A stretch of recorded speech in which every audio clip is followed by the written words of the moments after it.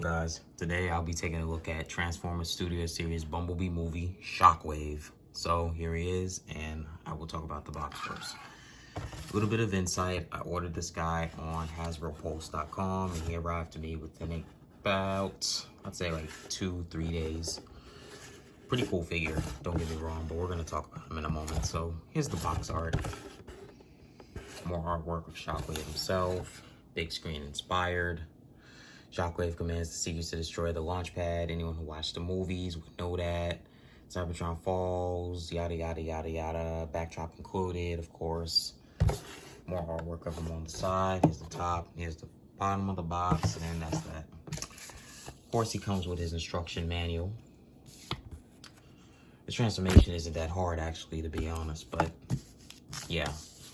So in this video, we'll be doing something different. Instead of me going over the robot mode first, I will go over the alt mode. So here's the alt mode. Pretty nice. If you're wondering what this is like a, it's not exactly a blast effect, but it's a projectile that came with Transmetal 2 Legacy Megatron. So that's that. And I thought it would be cool to have that in there to make it look like he has exhaust coming out of him if he's to fly in the air or something like that. So anyways, the turret can move up and down, and it can rotate as well if you wish. Got some nice detail on the front panel. Here's the feet. It's pretty much an upscale version of this guy, just a little better. I know he doesn't have bicep swivels and stuff like that, but we're going to talk about that in a little bit. Detail is pretty good on him.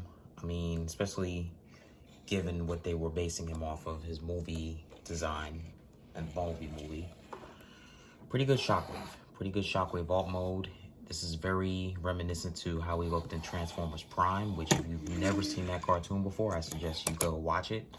It's free on YouTube. So yeah, so just to give a little bit of an overhead of the top of the figure. And then I'll give you a bottom look.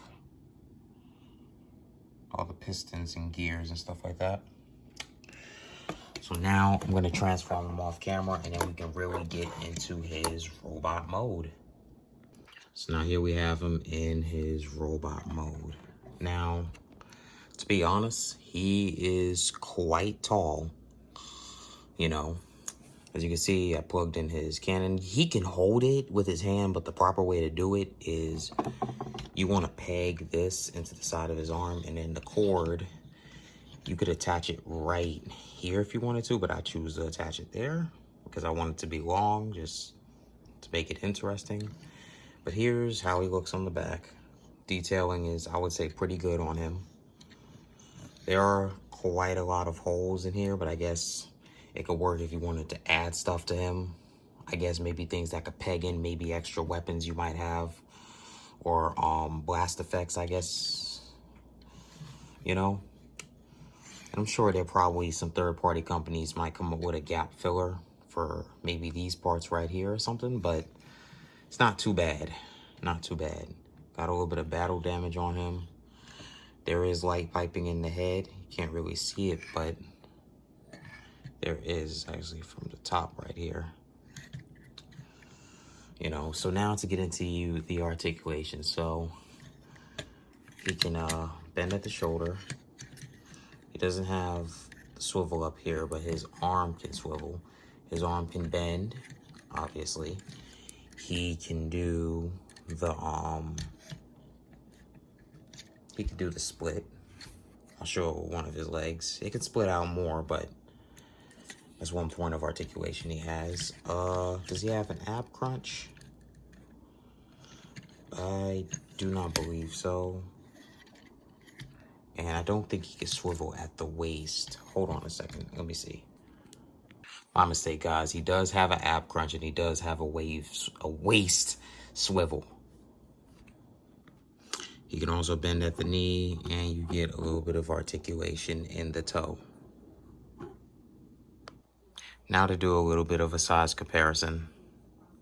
So here he is next to Baby Wave. Here he is next to Wheeljack. Here he is next to RC.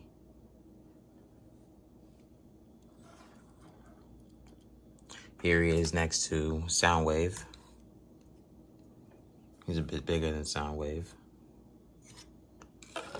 And last but not least, here he is next to, even though he's a Maximal, here he is next to Rhinox.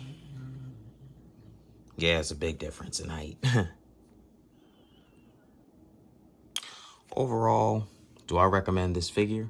And do I think you should put it in your collection? Definitely. Even though despite the fact that he may lack the bicep swivels, I still would say that he is a great figure to get. If you can't find them in stores currently, even though some people have found them at like GameStop, Target, and places like that, you can order them on HasbroPulse.com. I think Amazon is starting to get them in stock as well. And yeah, good figure. Gonna give it a 9 out of 10. Can't give it a 10 out of 10 because it doesn't have the bicep swivels, but it's still a really good figure. Detail is on point, you know. Other than the bicep swivels, you get plenty of articulation, and the transformation is very simple, you know. And it's good for anyone who just wants to collect Transformers, period, or if you're looking for more Decepticons for your Studio Series collection or whatever. This is a great figure to get, especially if you own some of the other Decepticons. Like, I have, like, Soundwave, Thundercracker, so I was like, you know what, I'm going to get this guy as well. So, that's going to be it for now. Hope you all enjoyed this video review. Don't forget to leave a comment, like, and subscribe, and let me know what else you would like to see me review in the future. So, hope you all have a good day, and bye. Female Autobots. Hear me out.